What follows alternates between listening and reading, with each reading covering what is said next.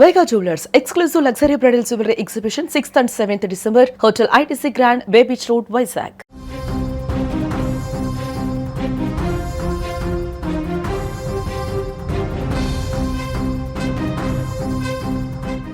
తిరుమల శ్రీవారి భక్తులకు టీటీడీ ఆదిరిపోయే శుభవార్త చెప్పిందని చెప్పుకోవచ్చు. వైకుంఠ ద్వార దర్శనం కోసం టికెట్లు దొరకలేదని ఇక నిరాశపడాల్సిన పనే లేదు. జనవరి 2 నుంచి 8వ తేదీ వరకు ఎలాంటి టికెట్ లేదా టోకెన్ లేకపోయినా కూడా నేరుగా స్వామివారిని దర్శించుకునే అద్భుత అవకాశాన్ని అయితే ఈసారి టీటీడీ కల్పించింది. ఈ ఏడాది సామాన్య భక్తులకే పెద్దపీట వేస్తూ మొత్తం 10 రోజుల వైకుంఠ ద్వార దర్శనాల్లో సింహభాగం సమయాన్ని వారికే కేటాయించినట్లు కూడా ఈవో అనిల్ కుమార్ సింఘాల్ స్పష్టం చేస్తూ ఉన్నారు. అసలు ఈ దర్శన ఏర్పాట్లు ఎలా ఉండబోతున్నాయి, టికెట్ లేని భక్తులు పాటించాల్సిన సూచనలేంటి, రద్దీని తట్టుకునేందుకు ఎలాంటి ప్లాన్ చేశారు, ఆ వివరాలు మా ప్రతినిధి ఉమాశంకర్ లైవ్ ద్వారా అందించే ప్రయత్నం చేస్తారు. ఎస్ ఉమా.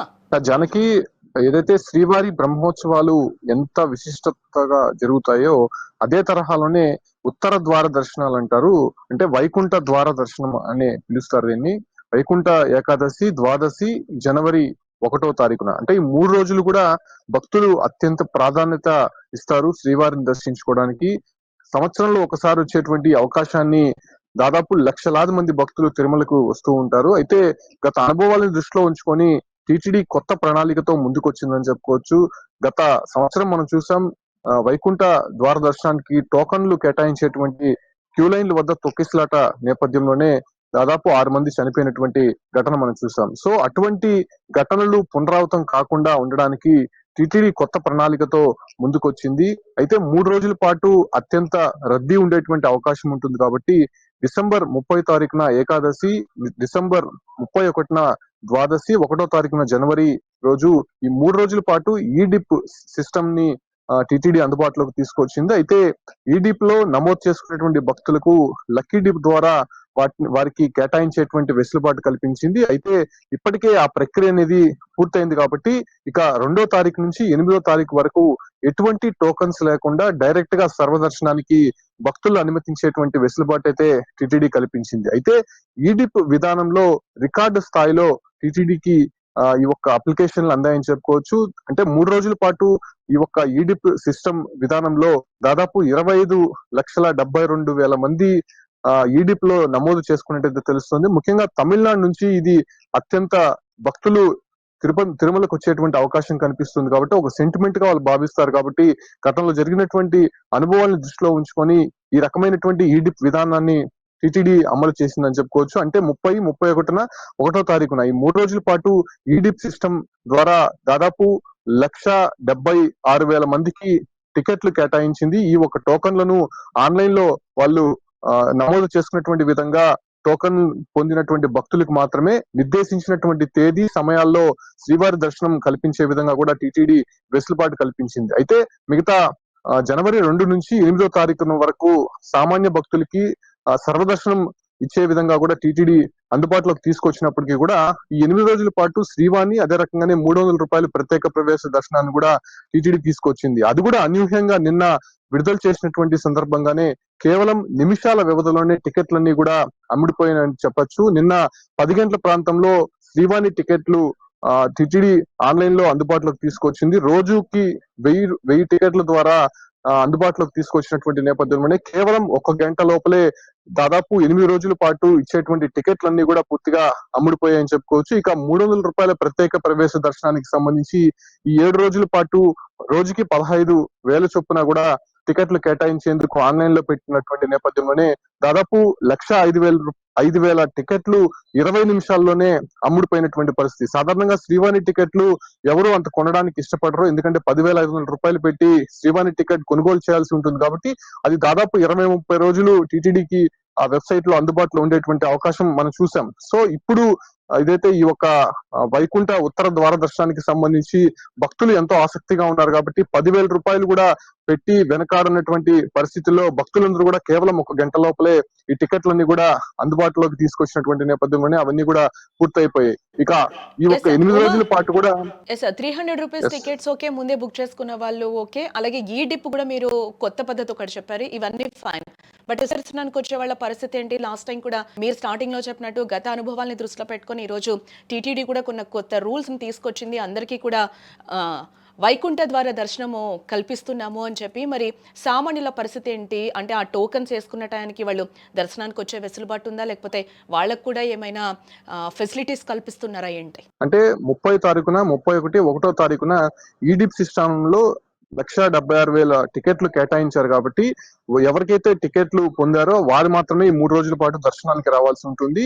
ఇక విఐపి ప్రోటోకాల్ కి సంబంధించి డైరెక్ట్ గా విఐపి వస్తే తప్ప దాని సిఫార్సు లేఖల్ని ఎవరు అనుమతించరు. ఇక 2వ తారీఖు నుంచి 8వ తారీఖు వరకు ఈ 7 రోజుల పాటు కూడా ఎటువంటి టోకన్ సిస్టమ్ అనేది ఉండదు. నేరుగా సర్వదర్శనానికి ముందుగా వచ్చినటువంటి భక్తులకి ప్రాధాన్యత ఇస్తూనే స్వామివారి దర్శనాన్ని కల్పించే విధంగా టీటీడీ వెసులుబాటు తీసుకొచ్చింది. అంటే గతంలో టోకన్ సిస్టమ్ పెట్టిన దాని వల్ల టోకన్ తీసుకునేటువంటి క్రమంలోనే ప్రమాదం జరిగింది కాబట్టి అటువంటి ప్రక్రియ ఇప్పుడు లేకుండానే నేరుగా శ్రీవారి దర్శనం సర్వదర్శనం ద్వారా ఆ, స్వామివారి దర్శనం చేసుకునే విధంగా కూడా టీటీడీ ఒక నిర్ణయం తీసుకుంది. అయితే ఇందులో కేవలం సామాన్య భక్తులకు మాత్రమే పెద్దపీట వేస్తూ టీటీడీ నిర్ణయం తీసుకుంది. 3 రోజుల పాటు 182 గంటలు స్వామివారి దర్శనం ఉంటే అందులో 164 గంటలు సామాన్య భక్తులకు మాత్రమే ప్రాధాన్యత ఇస్తూ దర్శనం కల్పించే విధంగా కూడా ఏర్పాట్లు చేసింది. అయితే ఈ 10 రోజుల పాటు కూడా 7,70,000 మంది భక్తులు శ్రీవారిని ఉత్తర ద్వారం ద్వారా దర్శనం చేసుకునేటువంటి వెసులుబాటు కల్పించింది కాబట్టి ఆ రకమైనటువంటి ఏర్పాట్లు కూడా ఇప్పటికే